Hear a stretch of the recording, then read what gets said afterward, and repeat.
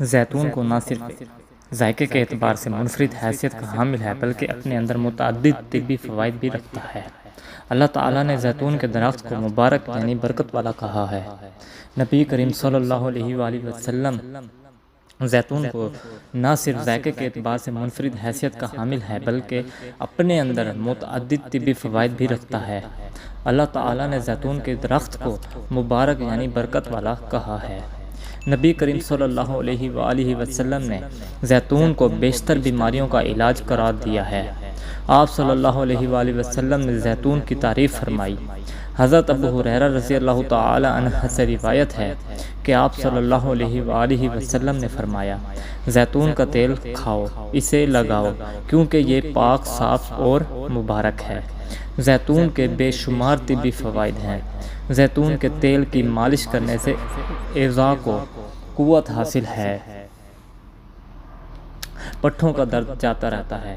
حضرت ابو ہریرہ سے مروی ہے کہ رسول اللہ صلی اللہ علیہ وآلہ وسلم نے ارشاد فرمایا کہ زیتون کے تیل کو کھایا کرو اور اس کا تیل لگایا کرو، کیونکہ اس میں 70 بیماریوں کے لیے شفا ہے۔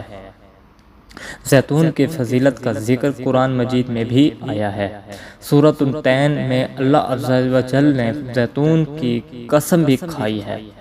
زیتون کے بے شمار فوائد ہیں، جن میں سے چند ایک یہ ہیں: زیتون بلڈ پریشر کو قابو میں رکھتا ہے، خون میں اضافی کولیسٹرول کا خاتمہ کرتا ہے۔ زیتون میں وٹامن ای وافر مقدار میں موجود ہوتی ہے اور اس کے غذائی ریشے قبض سے بھی بچاتے اور انسان کو صحت مند رکھتے ہیں۔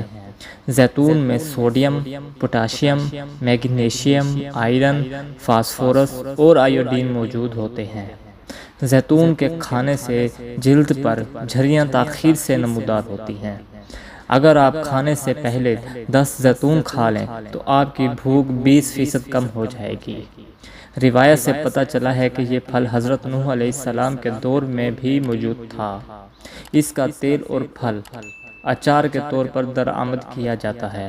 زیتون کو نبی کریم صلی اللہ علیہ وآلہ وسلم کی سنت سمجھ کر عمل کیجیے، ثواب کے ساتھ ساتھ صحت بھی اچھی رہے گی انشاءاللہ۔ اللہ عز و جل آپ کا اور میرا حامی و ناصر ہو۔ جزاک اللہ خیرہ۔